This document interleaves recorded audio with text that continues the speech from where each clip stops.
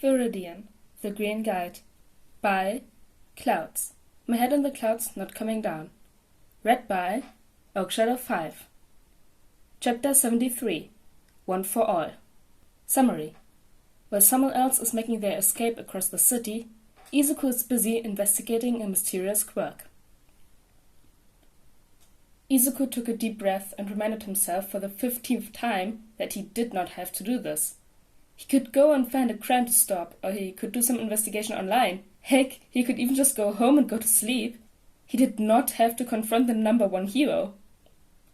As much as he didn't want to, however, there was a certain aspect of nostalgia to the whole thing. The last time he'd asked the number one hero an important question, it had been more of a spur-of-the-moment thing, and a lot more of a personal question rather than an interrogation. But Izuku just hoped that this time, the answer would be a little more positive. He shook his head and focused on staying silent and keeping to the shadows that the first rays of sunset were creating. Normally he wouldn't go out as Veridian this early, but he didn't want to lose his chance, and he figured this counted as an exception. If he had asked, Eraserhead would have probably been willing to have this conversation for him, but from what Denki had told him, All Might wanted to keep the knowledge of his quirk as close to the chest as possible. Looping in Eraserhead might get both Denki and Izuku in trouble, and even if All Might was a lot weaker than he had been at his prime, Izuku still didn't really want to be on his bad side if at all possible. So instead, Izuku had hacked into the city camera system again and checked the streets around All Might's last fight until he caught sight of his skinny form. In the end, he basically stalked the number one hero until he knew his basic schedule and could engineer a meetup. He probably should have waited longer and got more information, but if the sheer amount of new articles today with All Might in the headline were any indication, he'd already reached his time limit, so there wasn't really going to be a better time for Izuku to talk to him without immediately getting beaten into the ground. It was better to get his answers sooner anyway, so that Denki could get back to All Might with his decision as soon as possible. Or so that he could tell the heroes about All Might's true colors if he turned out to be working with All for One, but he was trying to ignore that possibility. He hadn't told Denki what he was planning to do, for obvious reasons. With everything he had going on, first with preparing for the UA entrance exam, and now with the decision he needed to make about All Might's quirk, he seemed to have forgotten about his momentary suspicions about Viridian's identity, and Izuku wanted to keep it that way. Thankfully, Denki assumed he knew so much about quirk transfer because of his quirk theory classes, and not because he'd been researching to help the heroes with the case, so Izuku had said he wanted to do a little more research. He let Denki assume that he was reading a few more articles instead of kind of not really stalking a hero. All Might turned onto a side street and Izuku took a deep breath. It had been 10 months since he talked to the number one hero. There was no way he'd remember a weak little quirkless kid after all that time, and he'd already gone over his limit, so as long as Izuku was careful, his identity should be safe. He pushed the memories of their last encounter and the last of his nerves under a thick layer of bravado and jumped down onto the street. Something was off, but Toshinori couldn't quite put a finger on what. If he was in his muscle form, he would have assumed that he was being followed, but no one ever paid attention to Toshinori Yagi except to give him dirty glances when they assumed he was a drug addict or something. Tsukachi would probably want him to call, just to be on the safe side, but he was the number one hero. He couldn't bother his friend just because of little paranoia, especially when he was so busy with the Villain Factory case, so Toshinori just rolled the feeling off as him being tired after a long day of hero work and went home. He should have listened to his gut. He was just getting out his key to enter his building when he heard a soft thud behind him. "Hello, All Might?" Toshinori immediately swung around, fists raised as he tried to reach for the last dregs of his quirk, swaying slightly as he realized that there wasn't enough to keep him transformed for more than a few seconds. He really should have called Tsukachi. His opponent easily dodged his less-than-superhuman punch and held up his hands appeasingly. Don't panic, and you don't have to try to activate your quirk. I know you're exhausted. I just want to ask you a few questions." That didn't make Toshinori any less tense. In fact, it made him even more worried. He narrowed his eyes and almost immediately widened them again as he finally took the time to actually see who he was fighting. It was somewhat difficult, as the boy seemed to be careful to keep to the shadows and had a hood pulled over his head and what appeared to be goggles hiding his eyes, but his height gave away his age, at least. How did a child know about his true form and his time limit? After a few moments without being attacked, the boy straightened, still keeping his hands up in front of him. I'm sorry to corner you at home like this. There were probably better ways, but, I'm Viridian. Sorry, I probably should have led with that. The kid smiled awkwardly, and Toshinori felt himself relaxing slightly. You're the vigilante that Tsukauchi is trying to catch. It didn't answer how the kid knew about his weakness, but if Tsukauchi had complained more than once that the kid was always digging into things that he shouldn't, and he seemed to have a good reputation among the local heroes, so he shouldn't pose a threat, at least not immediately. If Tsukauchi is the detective that Eraser works with, then yes. Veridian grimaced slightly, and Toshinori couldn't help the nagging feeling that he'd seen the boy somewhere before. I actually wanted to talk to you about one of the cases I can't say I'm really assisting on it, because it's not like they actually gave me permission, but, I've been helping out where I can, and I have a few questions. I'm not assigned to that case, Toshinori said slowly. Which you should already know, considering your involvement. Why not ask Razorhead or some of the other heroes? You have a good relationship with them, correct? I'm sure they'd be willing to give you information on the case if you asked. About that? Veridian rubbed the back of his neck. I don't think the police know. I mean, I could tell them, but I don't think you'd want that. I mean, unless the other heroes already know about your quirk, which, I mean, might make more sense, but somehow I don't think that's the case. Veridian trailed off into a muttering storm that Toshinori couldn't even catch half of, not that he was overly focused on what the boy said after your quirk. Toshinori must have heard that wrong, because there was no way this boy knew about One for All. Perhaps with his successor? Toshinori shook his head. No, young Kaminari wouldn't have told anyone, and even if he had, it would have been a friend, not a local vigilante that he knew nothing about. The boy must have found out through the same method that he used to discover the time limit. Or there was always the likely possibility that he was simply pretending to know more than he did and hoping to bait Toshinori into giving something away, like the reporters always did. Toshinori relaxed a little bit more. That was probably it. My quirk, my boy? Toshinori laughed. I'm lucky to have such strength, but I don't think it'll help you in your case. A little too much brawn and too little brain, am I right? That's what I'm worried about, the boy muttered, almost too quiet to hear. Do you have some place more private that we can talk? Maybe the roof? I don't want to talk about One for All right out on the street like this. Toshinori froze. Well, that cut off the best-case scenario. He forced a smile, knowing it wasn't nearly as comforting as it would have been in his muscle form. Of course, my boy. Why don't you come upstairs and I can make us some tea? Veridian gave him a disappointed stare that he must have learned from Aizawa. I'm a vigilante, All Might. I'm not going to let you corner me in an enclosed space when I know there are heroes that want to arrest me. Of course. Toshinori gave a strangled chuckle. Just who was this kid? Then I'll meet you on the roof in a few minutes. The boy nodded, and within seconds he had disappeared up the side of one of the buildings. Toshinori stared after him in shock for a few moments, feet stuck to the floor until he pried them up and entered his building. He pulled out his phone on the elevator and immediately dialed Tsukauchi. Better late than never, he supposed. It only rang twice before the detective picked up. Toshinori, I heard you had a busy day. How are you doing? Toshinori cleared his throat. Actually, I was calling to ask you about something. That vigilante you've talked about, Veridian. He has a talent for finding information he shouldn't have any way of knowing, correct? Unfortunately, Tsukauchi groaned. Kids nosed his way into the villain factory case, and it was actually his research that led us to believe All for One might not be as dead as we thought he was. Why? The boy showed up at my home, Toshinori said, voice straining as the elevator approached the top floor. He knew not only about my time limit, but my quirk as well. You don't suppose... There was a long moment of silence, and then Tsukauchi sighed heavily. He must have come across some hint while researching the legends surrounding All for One, and put the rest of the pieces together somehow. I'm so sorry. If I'd known... It's fine. Toshinori cut him off quickly as the elevator doors beeped open. He's waiting for me on the roof. He said that he had some questions for me. I'm on my way. Tsukachi said. I'll bring Nezu as well, since he already knows about your quirk and wants to get his hands on Viridian anyway. Wait for us. Toshinori shook his head. If I take too long to show up, he might get suspicious and leave. I need to know what he knows. You trust him, correct? I don't know, Toshinori. Tsukachi sounded frustrated. He does good work and wants to save people, but he also refuses to go into the vigilante rehabilitation program, which, honestly, is probably a huge red flag, so I don't know. Toshinori swallowed thickly.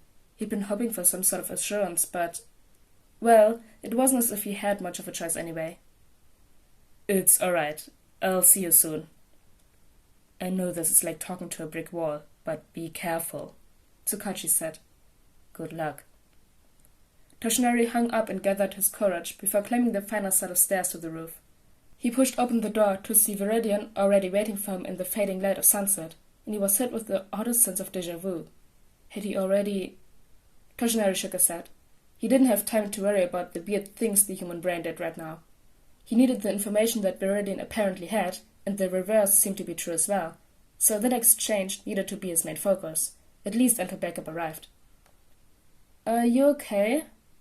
Veridian looked genuinely concerned. When I had suggested the roof, I wasn't really thinking about how hard stairs must be with only one lung. Toshinori stiffened slightly at the casual reminder of how much the boy knew about him. Weren't you here for information? Oh, right. Veridian pulled out a notebook from his tool belt. Your quirk, one for all, is transferable and you're looking for a successor, correct? Toshinori spat up a mouthful of blood. How do you know all this? Where are you getting your information? Veridian hesitated. Here and there? Don't worry, I'm not going to tell anyone. These are extremely dangerous secrets, young man, Toshinori said sternly. Outside of the obvious security risk, knowing them makes you a target for very dangerous villains. Like Alpha One, right? Veridian asked. What is your connection to him? You aren't working for him, are you? We're enemies. Toshinori glared at the boy, wishing that he could just activate his quirk and spirit him away to the police station. I had believed that he was dead after a fight over 5 years ago. Viridian nodded. Then he was the one who gave you your injuries. Did he give you a quirk too? It took a few minutes for Toshinori to stop coughing after that, and when he finally managed it, Veridian was awkwardly hovering above him like he wanted to help, but didn't know how. Toshinori groaned and pocketed his ruined handkerchief. Where in the blazes did you get that idea? I would never have accepted a quirk from that villain. I didn't mean to offend you. Veridian waved his hands frantically in denial. It's just that Alpha One is the only person I've found in my research that has a quirk that allows transfer. Not to say there can't be others, but with the names of the quirks, it's obvious that there's some kind of connection, and if you had gotten it from Alpha One, then that could be really important in understanding the villain factory case and... I didn't receive my quirk from Alpha One. Toshinori interrupted firmly. I received it from a mentor, a hero. Okay. Veridian nodded with wide eyes. It's just... If you didn't get it from him, then why are the names so similar? One for all is a sacred responsibility that has been passed down from hero to hero for generations, young man. Toshinori drew himself up to his full height, ignoring the twinge in his back as his body protested the movement. From its creation, it has had one purpose, defeating Alpha One. The boy scribbled something down on his notebook. That explains the name, but I know it's a hero's quirk. I'm not saying anything against that. But you said from its creation... Veridian looked so earnest that Toshinori couldn't help sighing in defeat and collapsing onto the wall, letting some of the tension leave him as he finally sat down. It appeared that the boy was intent on getting the information he required, and nothing that he said was going to dissuade him. No wonder Nezu was so interested in the boy. They're brother quirks, Toshinori explained. Back at the dawn of quirks, Alpha One had a quirkless brother, a one who they thought was quirkless. When Alpha One forced a stockpiling quirk into him, it combined with the useless quirk that was hidden in his DNA and created one for all. A stockpiling quirk that can be passed on. Veridian noted something down and started muttering to himself again. That might explain the longer life expectancy. Or maybe it has something to do with the quirk Ahmed was born with? There wasn't any information on it, but it's possible that's a factor of why the quirk hasn't destroyed his body yet. But would that be passed on to the next holder? Toshinori couldn't decide whether or not he was grateful that he'd forced himself to pay attention to the murdering this time. One for all is a lot of power, but I trained to prepare my body for it so it wouldn't blow my limbs off. The only risk to the holder's health is All for One himself coming after them. The boy looked at him for long enough that if Toshinori had been a lesser man, he would have started to fidget under his stare, and when he spoke again, it was soft and sounded almost like pity. Are you sure? Toshinori raised one eyebrow. It's my quirk. Of course! Veridian nodded, but the frown didn't leave his face as he sat down beside him. But quirk transfer is really dangerous, you know. I'm sure you're already aware, but in every other case I've found, the body eventually rejects the quirk and ends up destroying itself in the process. I'm just worried that will happen to your successor, or even to you. Toshinori paused. Had Nana ever told him about those risks when she'd passed the quirk on to him?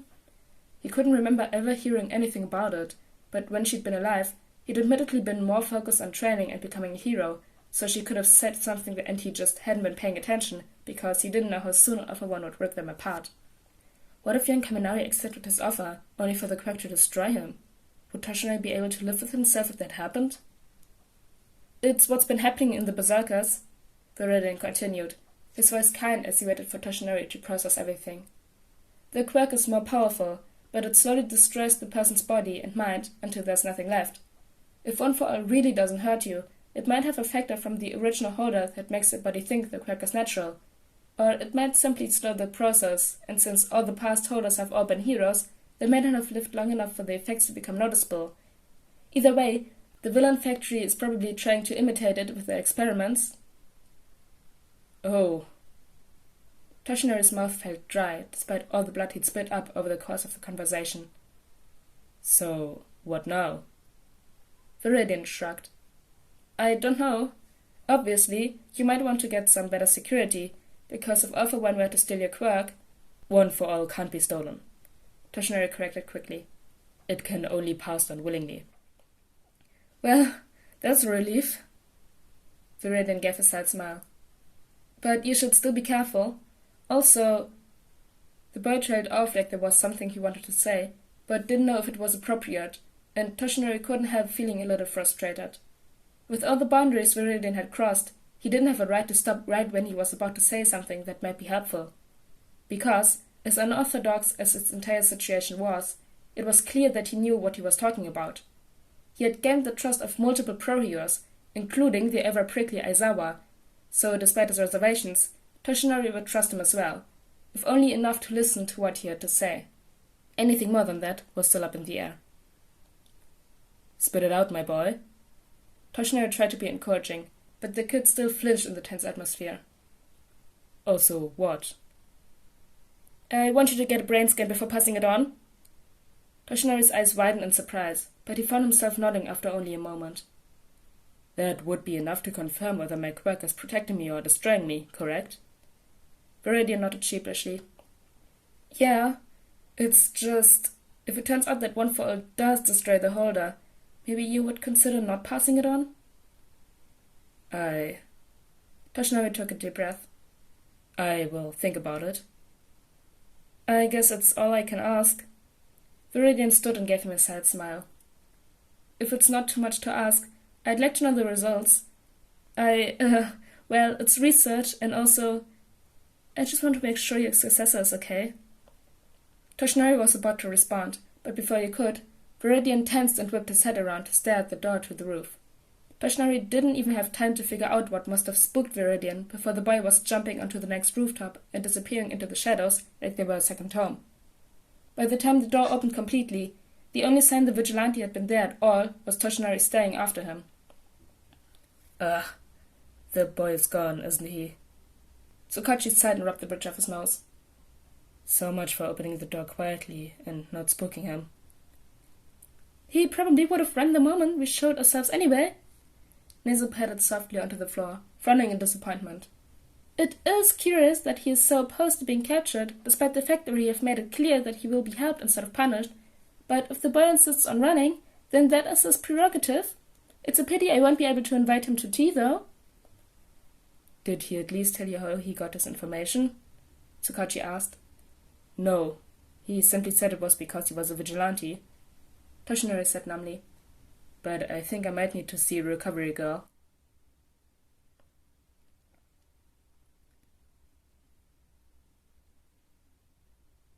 Hey! If anything sounded off this chapter, it's because I'm still a bit ill. Like, I don't have a fever or anything, but my throat is a little bit rough right now from all the talking, and I'm not going to school right now. I'm just relaxing at home. But I thought it was good to record this for the anniversary. Wait, let me look at. Wait, it's September, so it's the 9-month anniversary, 8-month anniversary. Wait. Let me search for it. It's the 7th. Wait, it's the 7th one. No, it's the 8-month anniversary. It's the 8-month anniversary. Yes. So, thank you guys for listening to this podfic for 8 months. Oh, I almost forgot about this too. The 200 subs are coming up, which is crazy. And I thought about doing a special. And I did a community post where you can vote for what you want the special to be. So go to my community page and vote for it if you want to. Okay, bye!